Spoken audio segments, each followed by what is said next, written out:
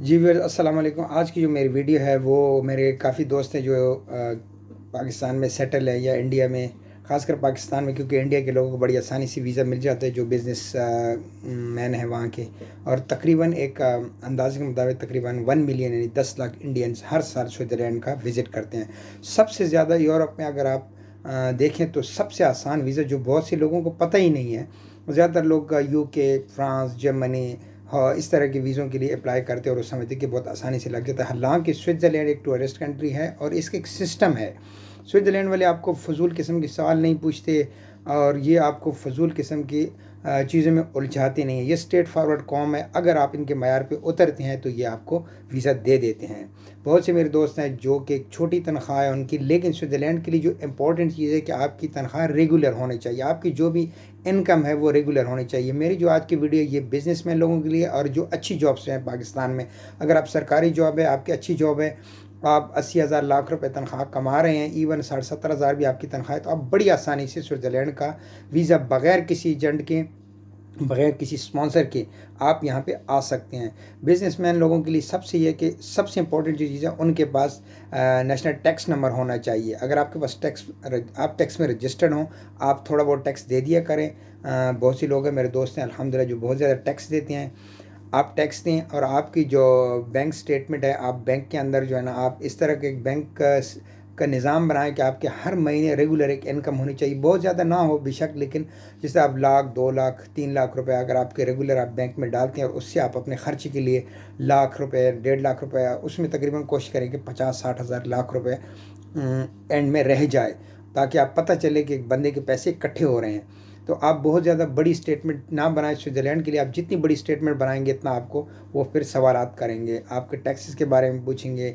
तो आप कोशिश करें कि फॉर एग्जांपल अगर आपकी इनकम है, आपका पेट्रोल पंप है और आप महीने में 2 से 3 लाख रुपए कमा लेते हैं, तो आप उसी हिसाब से सच बताएं। सबसे बड़ी चीज़ जो स्विट्ज़रलैंड की कौम के लिए कि वो आप सच बताएं। अगर कोई छोटी मोटी प्रॉब्लम है भी तो आप उनको सच बता दें कि यार ये प्रॉब्लम है, तो वो आपको फैसिलिटेट करेंगे, इसमें आपको आसानियाँ पैदा करेंगे, आपको मुश्किलात में नहीं डालेंगे। स्विट्ज़रलैंड की कौम के अंदर एक बहुत बड़ी खूबी है कि ये सच को बहुत पसंद करते हैं। तो आप जितने भी बिजनेसमैन हैं, सबसे पहले आपके पास आपका बिज़नेस रजिस्टर होना चाहिए। आप टैक्स दें, 5-6 महीने आप टैक्स दें, अपने एक बैंक स्टेटमेंट बनाएं और यहाँ पर आने से पहले आप जो है ना एक होटल रिज़र्व करवाएं। अगर आप 10 दिन के लिए, कोशिश करें कि आप 10 दिन से ज़्यादा का वीज़ा ना लें।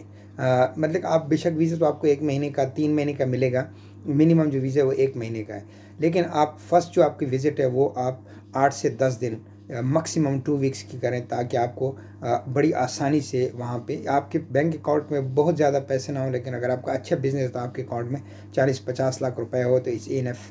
आप आसानी से वीज़ा आपको लग सकता है। आपने टैक्स दिए होंगे, आप थोड़ा सा अपनी प्रॉपर्टी के कागज़ उनको शो करवाएंगे और ज़्यादा कोशिश करें कि वीज़ा अप्लाई कर जाए, कम से कम बोलें, जो सवाल वो कर रहे हैं उसी का जवाब दें। अगर आपने उससे प्लस का जवाब दिया, कोशिश करें ख़ुद अपने आप को एक सिंपल इंसान, सादा इंसान पेश करें, बहुत ज़्यादा चालाक इंसान ना पेश करें। चालाक लोगों से स्विट्ज़रलैंड के लोग बहुत ज़्यादा घबराते हैं, डरते हैं कि ये बंदा बाद में हमारे साथ भी चालाकियाँ ना करे। तो आप जाएँ सिंपल तरीके से, सिंपल लिबास पहन के जाएँ और आप उनके सामने बैठे। अगर वो आपसे सवाल करते हैं कि आपकी इनकम का ज़रिए क्या है, तो आपको सिर्फ वो जवाब दें कि मेरे पास पेट्रोल पंप है, या मेरी कोई शोरूम है, या कोई भी कारोबार है, मेरा होटल है। उसके बाद आप खामोश है। जो फिर आपसे पूछेगा आपकी इनकम कितनी है, तो आप उसको बता दें कितनी इनकम है और इतने मैं इसमें बचा लेता हूँ। बस इस तरह के छोटे छोटे सवाल आप उसको, बस क्यों स्विट्ज़रलैंड जाना चाहते हैं? भाई ये दुनिया की बड़ी खूबसूरत कंट्री है, मैंने फ़िल्मों में देखा है, बड़े ख्वाब है, दोस्त गए हैं, तो मैं थोड़ा बहुत आपको मालूमात होनी चाहिए। मैं इंटरलाकन जाना चाहता हूँ, मैं जिनीवा देखना चाहता हूँ,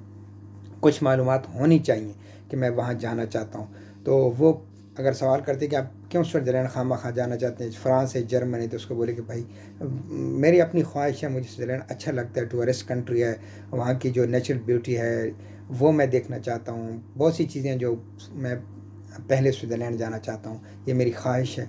शॉर्टकट जवाब दें और बस हाँ या ना में, तो इंशाल्लाह आप जो दोस्त जो हैं वो जिनकी तनख्वाह बेस पे, मेरे कई दोस्त हैं जिनकी छोटी तनख्वाह, मेरा एक दोस्त है जिसकी टोटल 80,000 तनख्वाह है माशाल्लाह। उसके पास वो तकरीबन 4 बार स्विट्ज़रलैंड आ चुका है, मेरे पास रह चुका है, वो ऑस्ट्रिया का वीज़ा ले चुका है, वो पोलैंड का वीज़ा ले चुका है, वो उसके पास यूके का 10 साल का वीज़ा था, अभी एक्सपायर हुआ है, उसके पास अमेरिका का वीज़ा है 10 ईयर्स का।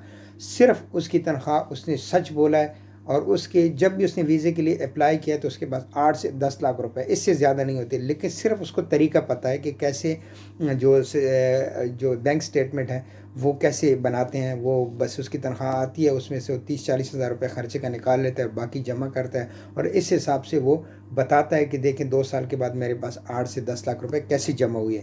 अगर वही दोस्त 50 लाख की बैंक स्टेटमेंट बना दी, उसका वीज़ा रिफ्यूज़ हो जाएगा कि भाई आपके पास ये पैसे आए कहाँ से, आपकी तनख्वाह 80,000 है, आपके पास बैंक में ये 50 लाख कैसे आ गए। तो ये बड़े टेक्निकल सवाल करते हैं, टेक्निकल चीज़ें हैं, बहुत आसान है। तो ये आप अप्लाई करें, आएँ स्विट्ज़रलैंड घूमें, आपको बहुत आसानी से वीज़ा मिलेगा। मैं आपको गारंटी देता हूँ कि स्विट्ज़रलैंड बहुत खूबसूरत कंट्री है। आप आएँ यहाँ पे, थोड़ा एक्सपेंसिव है लेकिन बहुत से तरीके जो बाद में मैं बताऊंगा। सस्ती ट्रांसपोर्ट कहाँ से मिलती है, सस्ती गाड़ियाँ रेंट पे आपको, आप यकीन करें आपको यहाँ पे महीने में 300 यूरो पे आपको रेंट पे कार मिल जाएगी। और आप डेली उस पर लेते हैं तो आपको 40-50 यूरो में रेंट पे कार भी मिल जाती है। आपको आसान सस्ते कमरे भी मिल जाते हैं, सस्ते खाने भी मिल जाते हैं, सस्ते यहाँ पे डिनर्स वगैरह जो हैं, सस्ते स्टोर है वो भी आपको बहुत पाकिस्तान से भी सस्ती चीज़ें आपको मिल जाएंगी।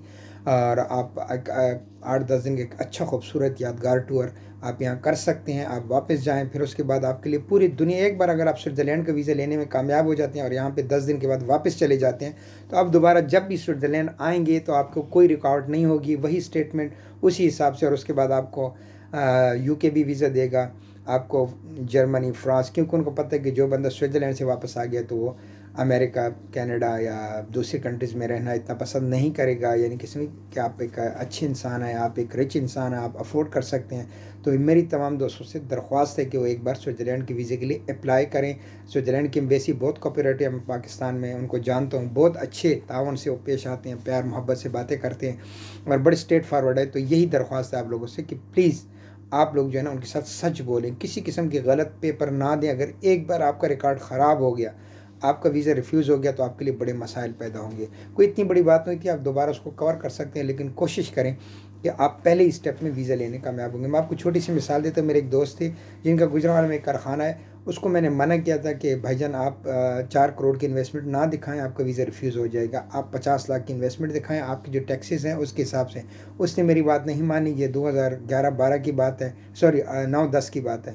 और भाईजान ने जाके वहाँ पे 4 करोड़ की स्टेटमेंट दिखाई है, अपने एक मामू से लेके, कुछ दोस्तों से लेके 4 करोड़। तो उन्होंने कहा कि जी बड़े जल्दी मेरे से इम्प्रेस हो जाएंगे। लेकिन जब वहाँ पे गए, जब उन्होंने 3 साल के टैक्स रिटर्न मांगे तो उनमें तो वो शो ही नहीं हो रहा था कि इसके पास ये पैसे कहाँ से आए। तो उसका वीज़ा रिफ्यूज़ हो गया। फिर आके उसने मुझे कहा यार काश मैं आपकी बात मान लेता, अगर 50 लाख की स्टेटमेंट होती तो एग्जैक्टली जो आपने मुझे बताया था कि 40 से 50 लाख मेरी जो पसली थी वो इतनी ही की थी, लेकिन मैंने अपने पसली से ज़्यादा काम किया। तो यही भाईजान, ये जो चीज़ें ये हम पे रहती हैं प्रैक्टिकल, हमें पता है कि इस कौम के साथ सच बोलेंगे और आप अपनी जेन्युइन चीज़ें दिखाएंगे तो इंशाल्लाह। मैं चाहता हूँ पाकिस्तानी जिस तरह इंडियन 10 लाख इंडियन यहाँ हर और बहुत नॉर्मल जॉब्स वाले ऐसे इंडियन हैं जिनकी मैं जानता हूँ, जिनकी वहाँ इंडिया में 50,000 60,000 तनख्वाह है, यानी इंडियन की पाकिस्तानी लाख रुपए, वो यहाँ पे आ जाते हैं इजीली। हर दूसरे तीसरे साल वो आके चक्कर लगाते हैं, घूमते हैं, बच्चे भी ले आते हैं। तो पाकिस्तान में भी कई लोग हैं जिनकी 1.5 2-2 लाख इनकम है, मगर उनको सही तरीके नहीं पता है। मैं भी चाहता हूँ कि अगर 10 लाख इंडियन आते तो कम से कम 1 लाख पाकिस्तानी तो स्विट्ज़रलैंड हर साल आएँ, घूमें फिरें, बच्चों को घुमाएं और वापस चले जाएँ। थैंक यू, बड़ी मेहरबानी। अल्लाह हम सब का हामी व नासिर। और मेरा चैनल सब्सक्राइब करना नहीं भूलिएगा। और नेक्स्ट चैनल में नेक्स्ट वीडियो में आपको बताऊंगा कि यहाँ पे इन्वेस्टमेंट के ज़रिए कैसे नेशनलिटी हासिल की जा सकती है, परमानेंट रेजिडेंस कैसे हासिल किया जाता है। थैंक यू, अस्सलाम वालेकुम रहमतुल्लाहि व बरकातहू।